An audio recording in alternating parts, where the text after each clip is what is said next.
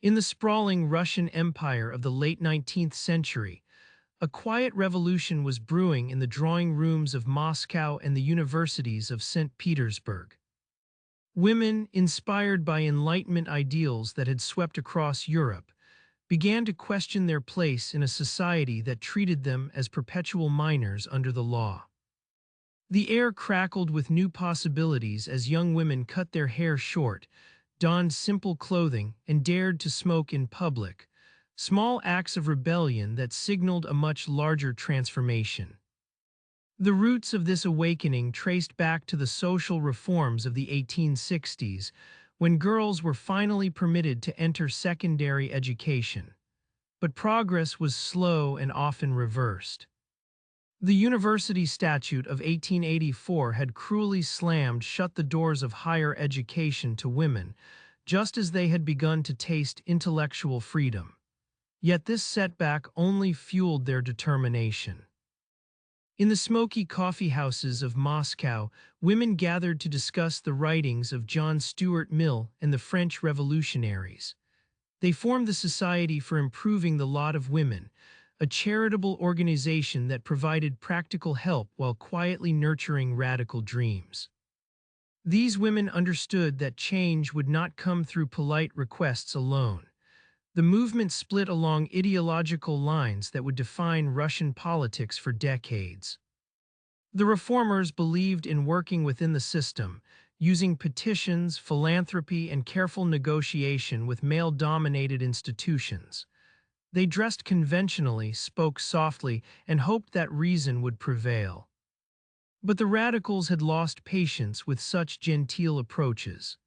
They adopted a stark uniform of rebellion, cropped hair, dark clothing, and an unflinching stare that seemed to challenge the very foundations of Russian society. These women understood that in an empire built on autocracy and tradition, only direct action would break the chains that bound them. The winter of 1878 brought Moscow to a standstill, not from snow but from the reverberations of a single gunshot. Vera Zasulik, a young student with burning eyes and steady hands, had walked into the office of Colonel Trepov, the Governor-General of St. Petersburg, and shot him at point-blank range. Her crime was calculated revenge for his brutal treatment of political prisoners. When Zasulik stood trial, something extraordinary happened. The jury, moved by her passionate defense of justice and her obvious moral conviction, acquitted her. The courtroom erupted in cheers as this young woman became a symbol of righteous resistance against tyranny. She would later help found the Russian Social Democratic Labor Party, proving that radical action could lead to political organization. The acquittal sent shockwaves through the empire. If a woman could shoot a high-ranking official and walk free, what did that say about the stability of the czarist system? For radical women, Zasulik's act proved that violence was not only acceptable but necessary in the fight for justice. This philosophy found its most extreme expression in the terrorist organization known as People's Will.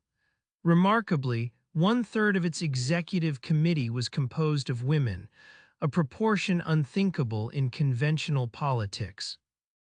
These women, educated and articulate, had concluded that reasoned discourse was futile against autocratic power.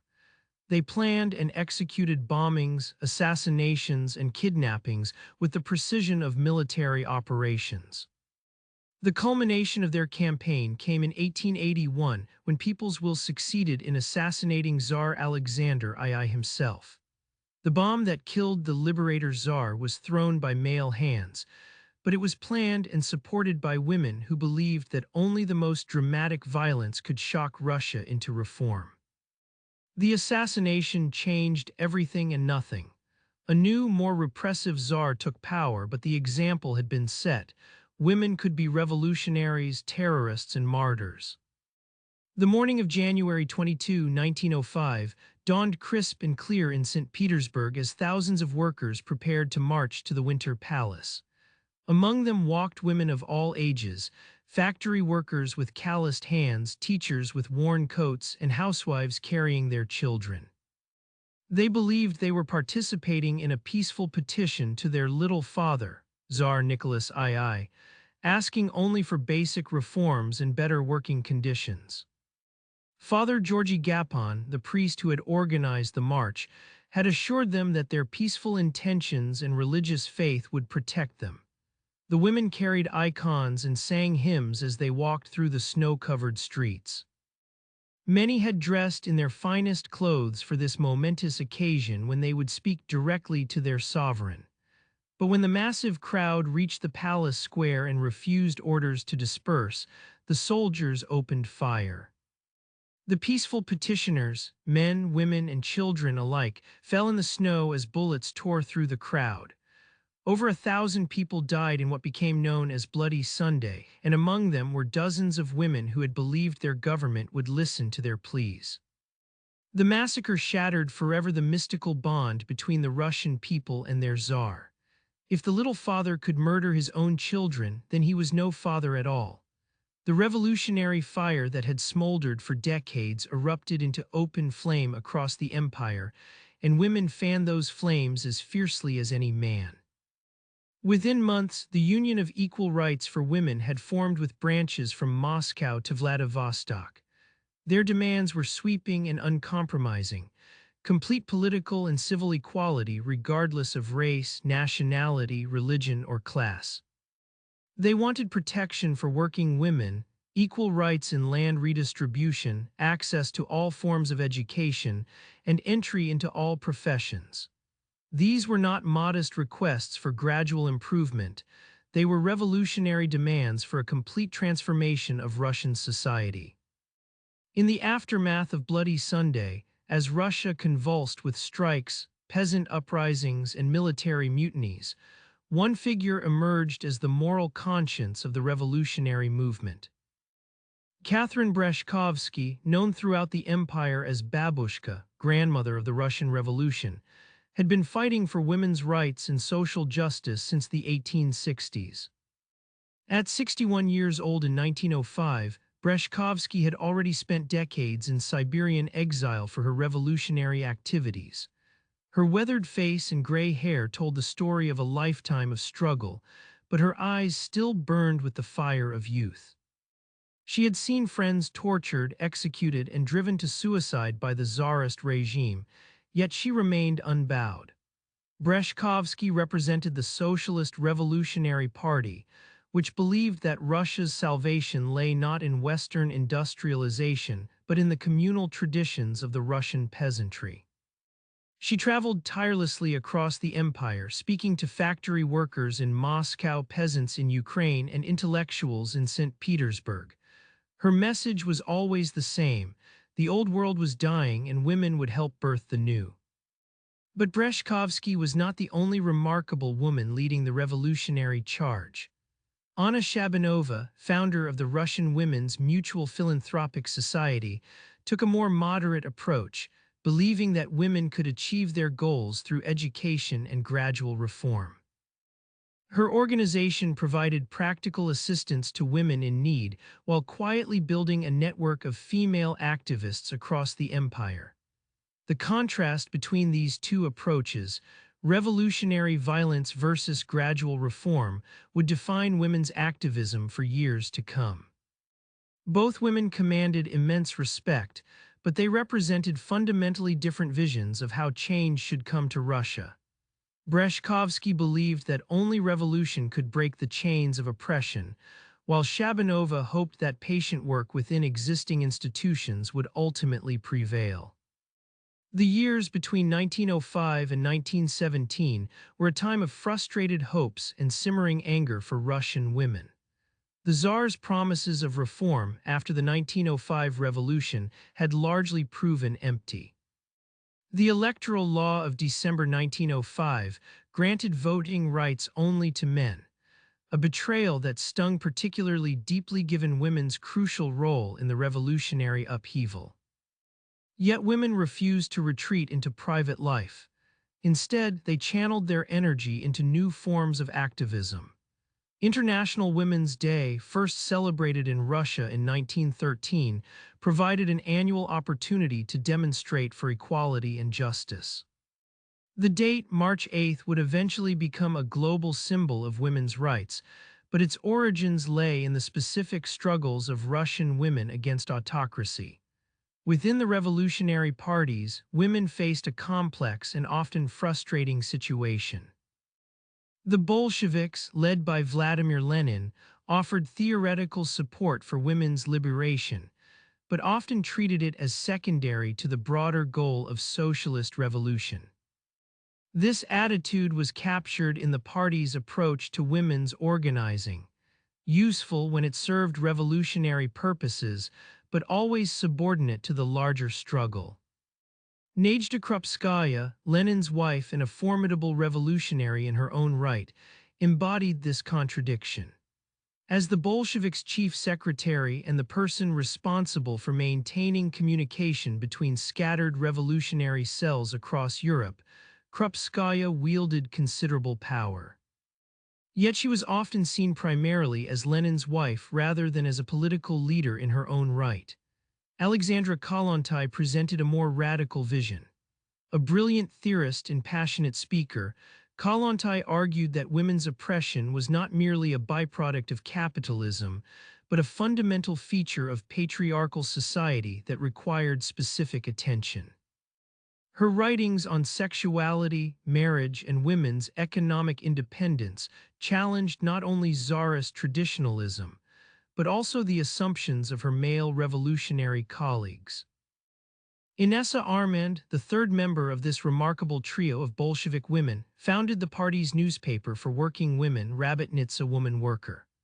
Through its pages, she attempted to bridge the gap between revolutionary theory and the daily struggles of ordinary women, factory workers, peasants, and domestic servants who formed the backbone of Russian society. When World War I erupted in 1914, it transformed the landscape of women's lives across the Russian Empire. As millions of men marched off to fight in the trenches of East Prussia and Galicia, women stepped into roles previously reserved for males. By 1917, women comprised 40% of the workforce in Russian cities, a dramatic increase from the 25% recorded just 4 years earlier. The war created unprecedented opportunities for women's advancement, but it also brought unprecedented hardships. In Moscow, the percentage of women workers jumped from 39.4% in 1913 to 48.7% in 1917. These women labored in munitions factories, built railways, and kept farms operational while their husbands, brothers, and sons fought and died on distant battlefields. But the war's impact went far beyond mere employment statistics. Women's organizations mobilized to support the war effort, establishing hospitals, organizing medical supplies, and caring for wounded soldiers. The Russian Women's Death Battalion, formed in 1917, represented the ultimate expression of women's patriotic service, female soldiers willing to die for their country just as their male counterparts were doing. Yet as the war dragged on and Russia's military position deteriorated, women's initial patriotic enthusiasm gave way to anger and desperation. The bread lines that snaked through Petrograd's streets were filled primarily with women, housewives and factory workers who watched their children grow thin, while the Tsar and his court seemed indifferent to their suffering. The contrast between women's sacrifices and their continued exclusion from political power became increasingly stark. Women were deemed fit to build shells and nurse the wounded, but not to vote for the leaders who sent their sons to war. This contradiction would prove explosive when revolution finally came. March 8, 1917 was International Women's Day, but the Tsarist authorities had banned all public demonstrations in Petrograd. The city simmered with tension as bread shortages reached crisis levels and rumors spread of even more severe rationing to come. In the working-class districts, women gathered in small groups, whispering about their hunger, their fears, and their anger. Then something remarkable happened. Despite the ban, women began leaving their factories and taking to the streets. What started as scattered protests by female textile workers quickly grew into something much larger. Bread and peace, they chanted, their voices echoing off the ice-covered buildings. Down with the autocracy! The women's courage inspired their male colleagues, and by the end of the day, nearly 200,000 people filled Petrograd's streets in the largest demonstration the city had ever seen. The revolution that would topple the Romanov dynasty and reshape the world had begun with women's voices crying out for bread and justice. Over the following days, as the demonstrations grew and soldiers began joining the protesters, women remained at the forefront of the revolutionary movement. They stormed police stations, freed political prisoners, and confronted government officials with demands for immediate change. The image of Russian women facing down Cossack cavalry with nothing but their bare hands became one of the most powerful symbols of the February Revolution. When Tsar Nicholas II finally abdicated on March 2, 1917, it was in large part because women had led the charge that made his rule impossible to maintain. The provisional government that took power recognized this reality by immediately beginning discussions about women's suffrage, a recognition of the debt the new regime owed to the women who had made revolution possible. The provisional government's decision to grant women full voting rights on July 20, 1917, was a triumph that exceeded the wildest dreams of 19th-century feminists. Russian women had achieved in a matter of months what their American and British counterparts had been fighting for over decades. The law granted all citizens over 20, regardless of sex, the right to vote in elections for the Constituent Assembly, making Russia one of the most democratically advanced nations in the world. This victory was the result of sustained pressure by women's organizations, particularly the League of Equal Rights and the League of Women's Equality. Their demonstration in April 1917, which brought 40,000 women into Petrograd's streets carrying banners declaring "A woman's place is in the Constituent Assembly," had proven impossible to ignore. The sight of so many women demanding political equality had forced even conservative politicians to acknowledge the new reality. But political rights, however symbolically important, could not address the immediate crisis facing the Russian state. The war continued to rage, the economy was collapsing, and the provisional government seemed incapable of addressing any of these fundamental problems. For many women, the right to vote felt hollow when there was no bread to buy and no hope for peace. Maria Spiridonova, leader of the left socialist revolutionaries, embodied this frustration with liberal half-measures. A veteran revolutionary who had assassinated a czarist official at age 19 and spent years in prison, Spiridonova argued that formal political rights were meaningless without fundamental social transformation. Her party's opposition to Russia's continued participation in World War I resonated with millions of war-weary women. As 1917 progressed and the provisional government's authority crumbled, it became clear that Russia's democratic experiment was failing. The women who had fought so hard for political equality now faced the possibility that their hard-won rights might disappear in a new wave of revolutionary upheaval. When Vladimir Lenin and the Bolsheviks seized power in November 1917, they presented themselves as the true champions of women's liberation. Unlike the bourgeois feminists who had focused narrowly on political rights, the Bolsheviks promised to address the deeper economic and social roots of women's oppression. Their vision was revolutionary in its scope, the complete transformation of family life, work, and society itself. Lenin's theory was elegant in its simplicity. Women's oppression, he argued, stemmed from their confinement to domestic labor, cooking, cleaning, child-rearing, that kept them economically dependent on men. The solution was to collectivize these tasks, creating communal kitchens, nurseries, and laundries that would free women to participate fully in productive labor and political life. Alexandra Kollontai, appointed as People's Commissar for Social Welfare, became the world's first female minister and the living symbol of the Bolshevik commitment to gender equality. Her policies were breathtakingly radical. Easy divorce, legal abortion, paid maternity leave, and the complete secularization of marriage. For the first time in human history, a government was attempting to implement full legal equality between the sexes. The early Bolshevik legislation read like a feminist manifesto. The 1918 Family Code abolished all legal distinctions between legitimate and illegitimate children, gave both spouses equal rights within marriage, and allowed either party to obtain a divorce simply by requesting it.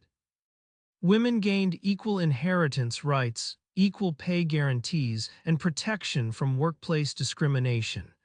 But the gap between revolutionary theory and practical reality quickly became apparent.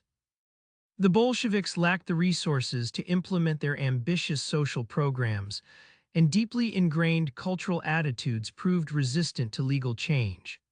Most importantly, the Communist Party itself remained overwhelmingly male-dominated, with women's interests often sacrificed to supposedly more pressing revolutionary priorities. By 1920, the initial euphoria of revolutionary transformation had given way to the harsh realities of civil war, economic collapse, and social upheaval. The Russian Civil War had seen women fighting on every front and in every capacity, as soldiers, nurses, spies, and political commissars. The women's death battalions had been dissolved, but women continued to serve in combat roles throughout the conflict that raged across the former empire. The war's end brought a sobering assessment of what the revolution had actually achieved for women. Many of the Bolsheviks' most progressive policies existed only on paper. Communal kitchens remained rare, childcare facilities were inadequate, and traditional gender roles persisted despite official ideology. The Zhenotdel, the party's women's section led by Alexandra Kollontai, struggled with limited resources and widespread male resistance to its programs. Even more troubling was the gradual rollback of women's political influence within the Communist Party itself. As the party consolidated its power and adopted increasingly authoritarian methods, the space for independent women's organizing disappeared. The revolution that had begun with women demanding bread and peace had created a system that, while granting formal equality, offered little real power to women as a group. Inessa Arman's death from cholera in 1920 symbolized the end of an era. The woman who had founded Rabotnitsa and served as a bridge between revolutionary theory and women's practical needs was gone, and with her died much of the early Bolshevik commitment to women's liberation as a goal in itself. Increasingly, women's rights became subordinated to the broader project of building socialism, a project defined and controlled by men. Yet the achievements were real and lasting. Russian women had gained legal equality decades before their counterparts in Western democracies. They had proven their capacity for political leadership, military service, and revolutionary action. The image of Russian women as passive victims of patriarchal oppression had been forever shattered by the fires of revolution. The question remained, what would future generations of women do with the legacy of 1917? Would they build on the foundations laid by Kollontai, Armand, and countless anonymous heroines? Or would the promise of women's liberation remain unfulfilled in the new socialist state?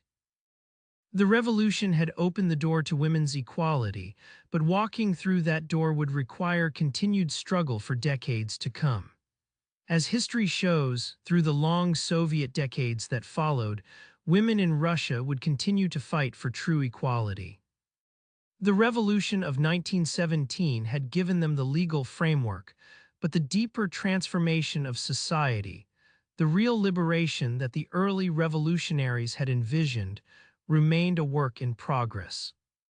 The fires of change that women had kindled in the streets of Petrograd would burn on, sometimes dimly, but never completely extinguished. The Russian Revolution stands as a testament to women's capacity to reshape history. From the drawing rooms of 19th century Moscow to the barricades of revolutionary Petrograd, Russian women had proved that they were not merely victims of historical forces, but active agents of change. Their struggle for equality was far from over in 1920, but they had fundamentally altered the terms of that struggle for all who would follow. What do you think was the most significant achievement of women in the Russian Revolution? The legal gains they secured, or the example they set for future generations of activists worldwide? Let us know in the comments, and if you like the video, give it a thumbs up and subscribe to our channel. See you in the next video.